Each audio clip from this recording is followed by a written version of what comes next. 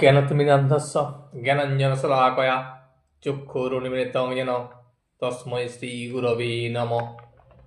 ঠাকুর, মা ও স্বামীজির চরণে শতকোটি প্রণাম।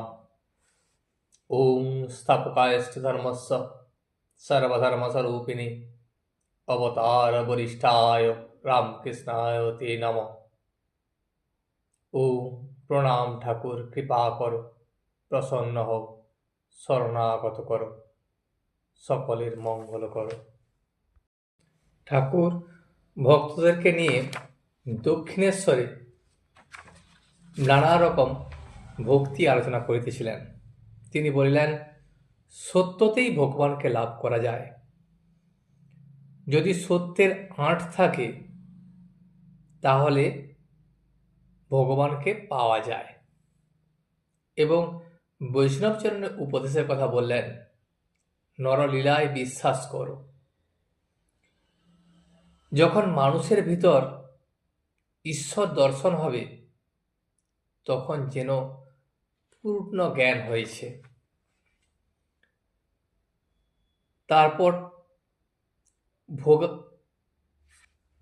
ঠাকুরদের ভোগ হইয়া গেল, আরতি হইতেছে, কাঁসর ঘণ্টা বাজিতেছে, কালীবাড়ি যেন আনন্দে পরিপূর্ণ হইয়া গেল। কাঙাল, সাধু, ফকির সকলেই অতিথিশালায় ছুটিয়া আসিতেছেন। কারু হাতে শালপাতা, কারু হাতে বা তৈজসপত্র, থালা, ঘটি, সকলেই প্রসাদ পাইলেন। আজ মাস্টারও ভবতারিণীর প্রসাদ পাইলেন। ঠাকুর প্রসাদ গ্রহণের কিছুক্ষণ পর কিঞ্চিৎ বিশ্রাম করিতেছেন। এমন সময় রাম, গিরীন্দ্র ও আরও কয়েকটি ভক্ত আসিয়া সেখানে উপস্থিত হইল।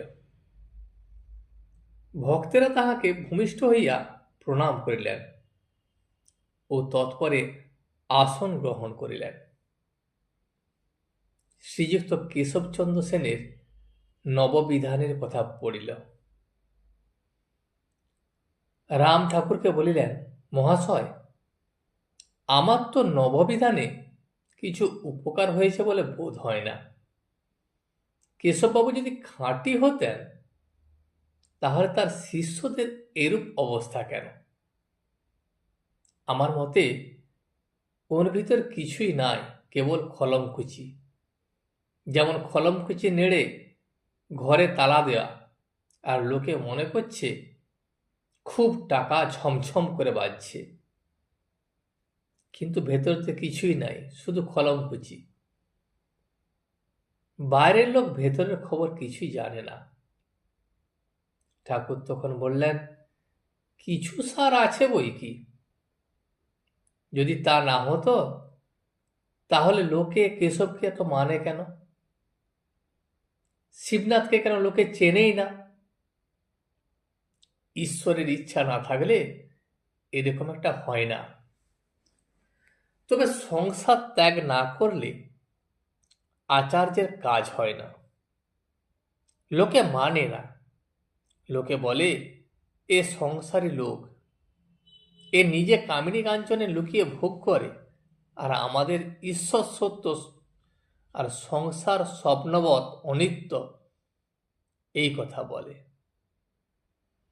যদি সর্বত্যাগী না হয় তার কথা সকলে নেয় না। ঐহিক যারা কেউ কেউ নিতে পারে। কেশবের সংসার ছিল, কাজে কাজেই সংসারের উপর তার মনও ছিল। সংসারটিকে তো রক্ষা করতে হবে, তাই অত লেকচার দিয়েছে। কিন্তু সংসারটি বেশ পাকা করে রেখে গেছে। অমন জামাই, বাড়ির ভিতরে গেলুম, দেখলুম বড় বড় খাট। সংসার করতে গেলে ক্রমে এই সব কিছু এসে জোটে। ভোগের জায়গায় তো সংসার। রাম আবার বললেন, ও খাট বাড়ি বগরার সময় কেশব সেন পেয়েছিলেন। কেশব সেনের বগরা মহাশয় যাই বলুন, বিজয়বাবু বলেছেন, কেশব সেন এমন এক কথা বিজয়বাবুকে বলেছেন যে আমি ক্রাইস্ট আর গৌরাঙ্গের অংশ। তুমি তুমি বলো যে তুমি অদ্বৈত। আবার কি বলে জানেন, আপনিও নববিধানী। ঠাকুর এই কথা শুনিয়া হাসিতে লাগিলেন। ঠাকুর হাসিতে হাসিতে বলিলেন, কে জানে বাপু, আমি কিন্তু নববিধান মানেই জানি না। রাম বলিল, কেশবের শিষ্যেরা বলে জ্ঞান আর ভক্তির প্রথম সামঞ্জস্য কেশববাবু করেছেন। ঠাকুর তো কথা শুনেই অবাক হয়ে গেলেন। তিনি বললেন, সে কি গো, অধ্যাত্ম তবে কি? অধ্যাত্ম কথার অর্থ হলো রামায়ণ। তাহলে রামায়ণটা কি? নারদ রামচন্দ্রকে স্তব করতে লাগলেন। হে রাম, বেদে যে পরব্রহ্মের কথা আছে সে তো তুমিই মানুষ রূপে আমাদের কাছে রয়েছ। তুমিই মানুষ বলে বোধ হচ্ছ, বস্তুত তুমি মানুষ নও, তুমি সেই পরব্রহ্ম। রামচন্দ্র তখন বললেন, নারদ, আমি তোমার উপর বড় প্রসন্ন হয়েছি, তুমি বর নাও। তখন নারদ তাকে বললেন, রাম, আমি আর কি বর চাহিব? আমি এই বর চাই যাতে তোমার পাদপদ্মে শ্রদ্ধা ভক্তি থাকে, আর তোমার ভুবন মোহিনী মায়ায় যেন আমায় কখনো মুগ্ধ করো না। অধ্যাত্মে কেবল জ্ঞান ভক্তিরই কথা। কেশবের শিষ্য অমৃতের কথা পাড়িল। রাম বললেন, অমৃতবাবু একরকম হয়ে গেছেন। ঠাকুর বললেন, হ্যাঁ, সেদিন বড় রোগা দেখলাম। রাম আবার বললেন, মহাশয়, লেকচারের কথা শুনুন। যখন খোলের শব্দ হয় সেই সময় বলে কেশবের জয়। আপনি বলেন কিনা যে গেড়ে ডোবায় দল হয়, তাই একদিন লেকচারে অমৃতবাবু বললেন, সাধু বলেছেন বটে গেড়ে ডোবায় দল বাঁধে, কিন্তু ভাই দল চায়। সত্য বলছি দল চায়। ঠাকুর তখন বললেন, এ কি, ছে, এ কি লেকচার? কেউ কেউ একটু প্রশংসা ভালোবাসেন, এই কথা পড়িলাম। ঠাকুর বলিলেন, নিমাই সন্ন্যাসের যাত্রা হচ্ছিল, কেশবের ওখানে আমায় নিয়ে গিয়েছিল। সেই দিন দেখেছিলাম কেশব আর প্রতাপকে একজনকে বললে এরা দুজনে গৌর নিতাই। তখন প্রসন্ন আমায় জিজ্ঞাসা করলে, তাহলে আপনি কি? দেখলাম কেশব চেয়ে রইল, আমি কি বলি সেই কথা দেখবার জন্য। তখন আমি বললাম, আমি তোমাদের দাসানুদাস, রেণু।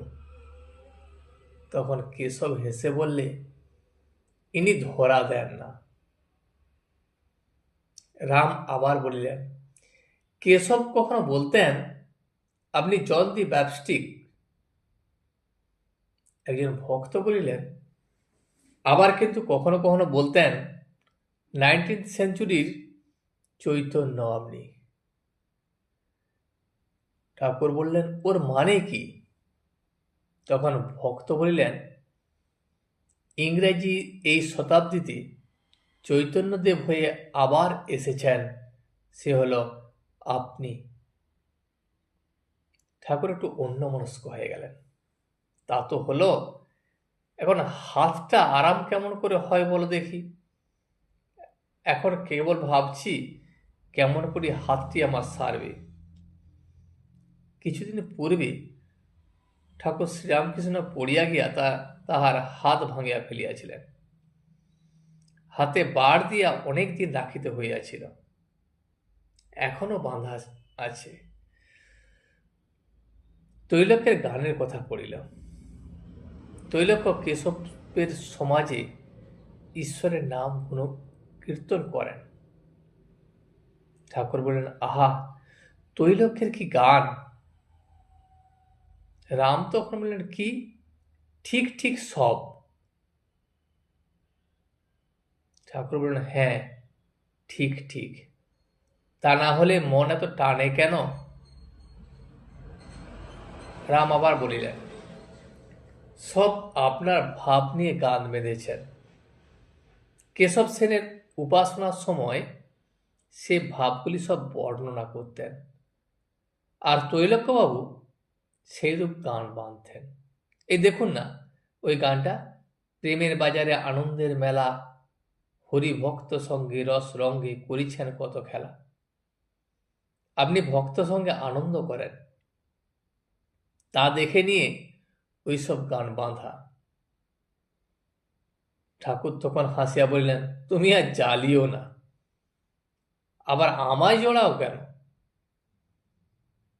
গিরীন্দ্র তখন বলিলেন, ব্রাহ্মরা বলেন পরমহংসদেবের ফ্যাকাল্টি অফ অর্গানাইজেশন নাই।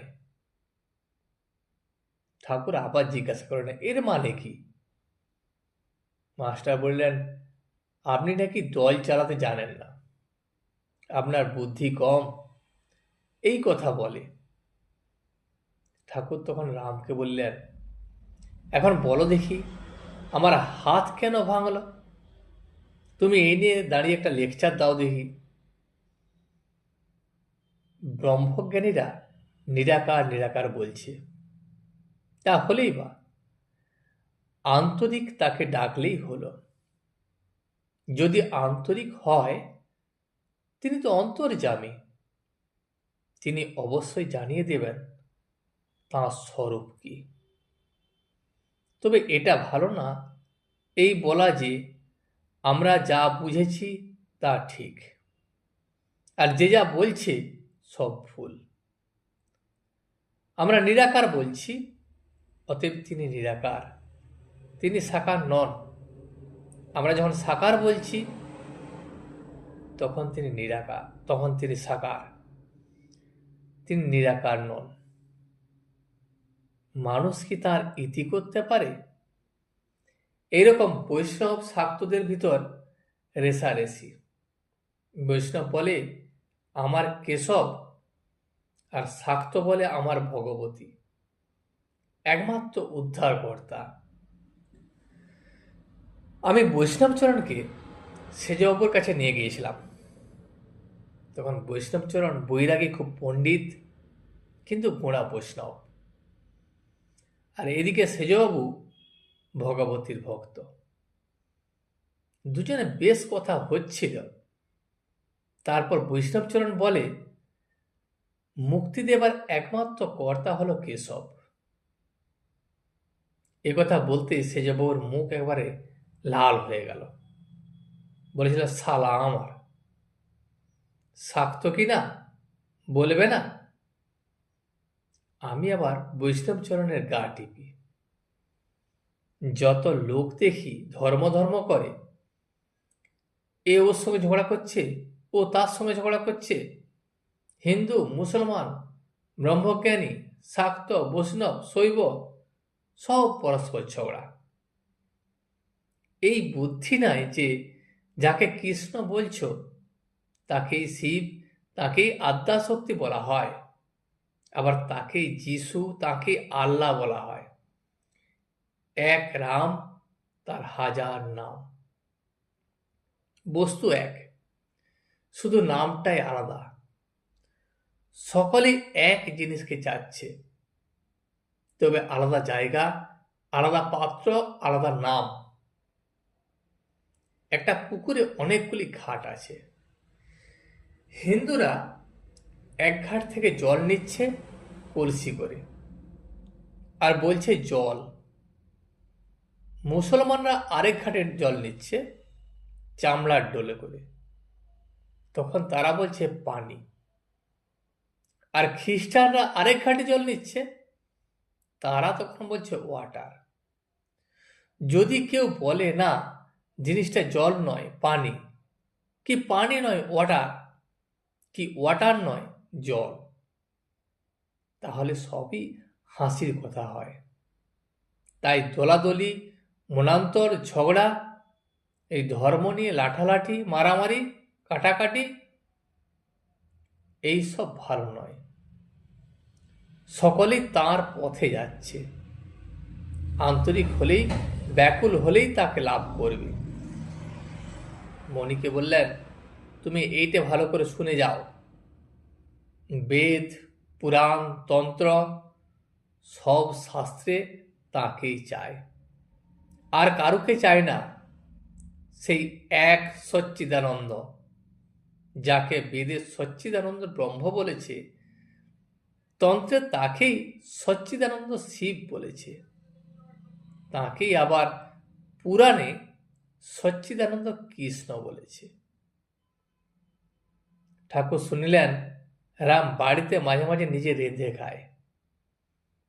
তাই ঠাকুর মণিকে বললেন, তুমিও কি রেঁধে খাও? মণি তখন বললেন, আগে না। ঠাকুর বললেন, একটু দেখো না, একটু গা ঘি দিয়ে খাবে, বেশ শরীর মন সব শুদ্ধ বোধ হবে। আজ এই পর্যন্তই। ভিডিওটি শেষ পর্যন্ত দেখার জন্য আপনাকে অসংখ্য ধন্যবাদ। ভিডিওটি যদি আপনার ভালো লেগে থাকে তাহলে একটা লাইক, কমেন্ট এবং বন্ধুর সাথে শেয়ার করে দেবেন। সাবস্ক্রাইব করে পাশে থাকা বেল আইকনটি বাজিয়ে দেবেন, যাতে আপনাদের নতুন ভিডিওগুলি সর্বপ্রথম আপনার কাছে পৌঁছে যায়। জয় শ্রী রামকৃষ্ণ, জয় শ্রী রামকৃষ্ণ, জয় শ্রী রামকৃষ্ণ।